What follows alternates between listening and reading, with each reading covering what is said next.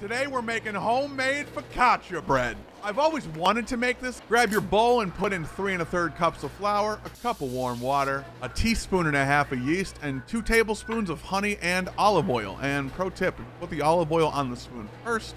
The honey won't stick nearly as much. Now you're gonna mix that shit until you can't remember how long it was since someone touched you this much. Let that rest for an hour in the bowl while I go watch some anime. Once it's been about an hour or your favorite show ends, take the bread out of the bowl and spread it out across your pan. I like to use cast iron for all my bread, so I'm gonna transfer to that once we're spread out looking good. And make sure you put a generous amount of oil in that pan before you throw your dough in. Let that rest again for 30 minutes or until you remember to check on it, because that anime is bussin'. Once you remember you were making bread, go ahead and finger that shit like it's prom night. After that, I'm adding some olive oil, rosemary, and some salt and pepper. Toss that shit in the oven for 20-30 minutes till it looks done. And check out that bread. This was so good. And that's why